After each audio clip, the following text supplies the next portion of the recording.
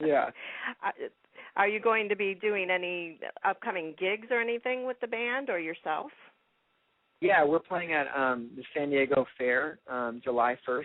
I think it's called the Paddock Stage, which is kind of right in front of the where the horses race, and so that's going to be fun. A lot of fun, and for anybody who's out there that lives in San Diego or is visiting, I would love to see you.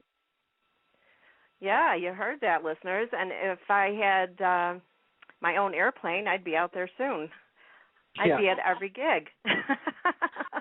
But yeah, if you're not from San Diego, Dr.-seahorse, we play tons and tons of colleges around the U.S. I think we might have played, around 50 colleges this year around the whole United States, from New York to Texas to Minnesota, all over the place. And so we definitely make our way around because it's electronic. We can kind of fit everything in sort of a Southwest carry-on, two, three carry-ons, and we can kind of bring stuff with us, and then we just rent a car and head to the different colleges. So we fly all over the place playing. It's a lot of fun. Wow. Well, don't forget to hit Chicago and give me a heads up on that, because I definitely would love to see you live. I mean, there's nothing like a live concert. We enjoy the music in our cars, on our iPods, wherever else, on our computers, but a live concert, there's no comparison there. Totally.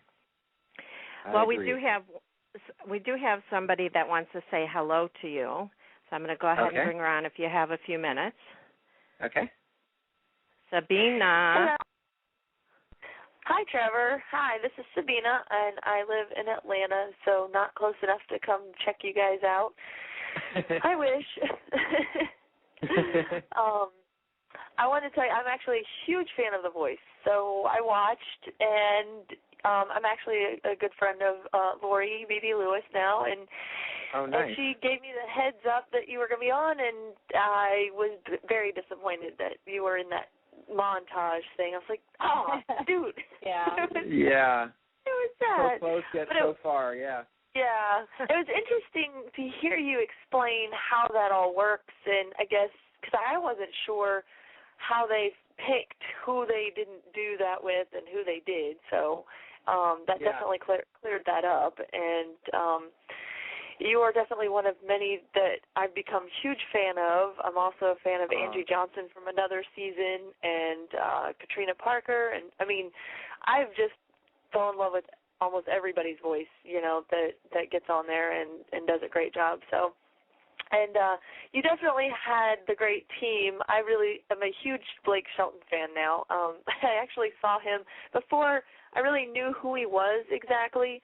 I saw him perform live at a Martina McBride concert. He was actually one of the opening acts. This is, I think, only a few years back. It was only like 2 or 3 years ago. It seems like it was only yesterday, but it was a few years ago now. And it's funny because I had heard of him, but I wasn't, like, that big a fan. But then when I saw him perform live, and then now that he's been on The Voice, I've become an even bigger fan, and he's a hoot. So I wanted to ask you, for sure, is he really that hilarious and just, I mean, he's just crazy? Because, I mean, if you've ever seen his tweets, is he really that crazy and hilarious in person? I would say, like, whatever you see on TV is totally true, but then you have to times it by 2. Sometimes they probably have to edit out a lot of things that happen, but yeah, he is a hoot nanny, and he's very genuine in his kindness, very genuine in his when he says something from the heart. He definitely is that person, and when he jokes around, he is that person, and more so than the show even shows. And I mean, he makes you feel like $1 million, and he makes you feel comfortable, and he makes you laugh. I mean, he is so awesome, and I really wish that people could have heard, actually, when I was for the battle rounds, when I didn't make it further, I wish they would have shown what I had shared about him. I basically had said to him, I said, thanks, Blake, for, just that I was exposed to somebody so humble and someone that just, he has such a down-to-earthness about him. And then yet he just has a great time too. He just enjoys every moment that he's in, and yet he's in in these settings where it's a big time. It's a big deal where he's at in those settings, and he manages to just stay. He doesn't try to step up to the plate in that. He just stays down. He just stays humble. He stays real. He doesn't try to be something that he's not. And I had encouraged him in that I grew so much from just being around him, and I just thanked him for basically who he was. And I really appreciate just how he's wired and his personality and his humor. It's just awesome.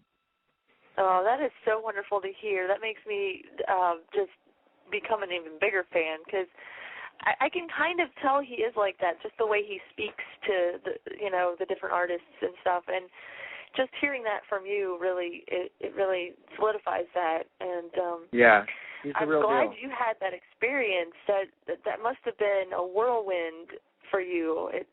I don't even know if I could imagine to be in that position, but it looks like so much fun, and I really love that show. I'm glad that it's still on and thriving really well. And I wasn't even sure how the other, the new artists would do coming on as judges, but they're fantastic. The banter alone between all four of them is just, it's a hoot, and it's hilarious. I love it. Yeah, they're great. Well, thank you so much. I have tweeted you on the fly, but eventually I'm sure you'll find me. Because, like I said, I'm good friends with Lori now, and she's a wonderful lady, and it's really good to talk to you. And I wish you a lot of luck with everything. Thank you. I'll definitely do my part to help out when you do your Kickstarter, because I do actually promote on my Twitter account anybody that I really am a fan of, and I just throw out tweets every day or anytime I can. Sometimes I do that for Lori. Oh, she's such a great supporter. I love her to death. Thank you. Yeah. Well, and also Sabina is my co-host on my other show, so she will keep in touch with me as well as Lori, and we'll help promote you any way we can. Yeah, thank you so much. We will be Team Trevor. Team Trevor Kickstart. Thanks for calling in, Sabina. I will chat with you later on. Okay, thank you all. Bye, Trevor. Bye-bye. Bye. Well, we actually have another call. Do you have time to take it? Yeah. Okay. Area code 760. Yes. Hi, this is Rich McGee. How are you? Great. How are you doing? Hi, Rich.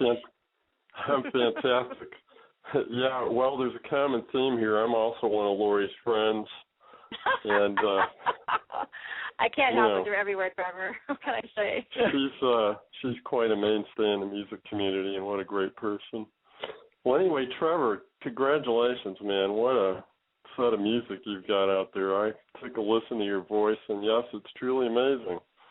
Oh, thank you. You're kind of like me in a way. You talk to people and you sound one way, and you get on that microphone, and oh my God, well, your voice is much better than mine. So I just wanted to let you know, congratulations. I know how hard it is to make it. I've been playing since I was 12 and writing music, and I just wanted to ask you real quick, what do you think the top 3 things were that contributed to your success today? Well, that's a good question. 3 things. Let me see. Well, you might have a shorter list or a longer list, but it'd be interesting to hear what your perspective on that was. Yeah, top 3 things for me, probably, whatever it is that you have to figure out for yourself, which for me, to find inspiration and to find confidence. For me, I don't know if you heard that book called Strength Finders or something like that. Like, you find what kind of motivates you, and for me, it's learning. And so if I'm not learning, then I'm not growing, and if I'm not growing, I sort of become stagnant and start to question myself and don't write new songs. I don't feel like I have anything new to say. So I have to be like, taking lessons and reading books or doing something like that. Otherwise, I kind of get stagnant. So I would say one of the things that really helped me in my success was was taking lessons, and I did go to junior college and took like music classes and those kind of things, and just try to grow and stretch myself. I would say that's probably the number one thing for me. Number two would be probably friendships and like the company that you have. You know, making sure that you're surrounded by people that are not. It doesn't have to be that every friend is something that motivates you artistically, but, you know, just making sure that there's certain friends that sort of kind of challenge and inspire you and kind of get your creative juices kind of flowing and get you to think about life a little different than you would have on your own. That's probably number two. And number three would be, I would say, going to concerts. I don't do it enough, but I realize when I don't see someone play who I don't mean just any concert. I mean just like, you know, someone really great. When you go see like the Rolling Stones, I went to them in Vegas about a week and a half ago. Yeah, didn't that make you want to go? Did you go home and like play guitar the next day or something? Oh, every time I see anybody play who inspires me, I sit down and go, gosh, if they can do it, I'm going to figure it out. So, of course, it motivates me. But what I wanted to look at was the pure charisma and the stagemanship of those guys, how they had things set up and so forth. You know, I'm a guitar player, and the guitar playing, you know, it's got great melody, but it's certainly not, you know, heavy, high progression stuff. But they got the formula to draw the masses, so it's really something when you see 16,000 people going crazy, and I'm sure you've had that experience yourself. You know, what is the magic? And I like your points. I like the competency. I like the circle of friends. And I want to let you finish your last point. Yeah, well, I would say, like, when you're watching them live, you're kind of asking yourself questions. What is this formula? Why are people responding? And if you just listen to it on a record, you're not necessarily seeing how people are responding. But when you watch them live, and you notice that it's not just sometimes you can analyze things wrong. And you can think that, you know, because, you know, the Rolling Stones are doing a certain progression, I write this, then it's going to work, and then you realize it's not working, and you go watch them live and you see, like, wow, there's something that's unique to them that, you know, it's the way that they perform live, or like you said, their charisma. It kind of, for me, when I see someone live, it sort of like lets me go back to the drawing board and say, you know, what is it that's unique about me? That I saw something unique about them that inspires me, that I'm not going to necessarily try to imitate them, but I'm going to learn from them, and the fact that I've seen someone do what they do so particularly well in their particular way, how does that inspire me in a particular way that's you know, tailor fit to who I am and how I'm wired? Because otherwise you kind of can let things almost intimidate you and actually stop you from getting inspired, but you have to like figure out a way that it sort of helps channel you into what you do.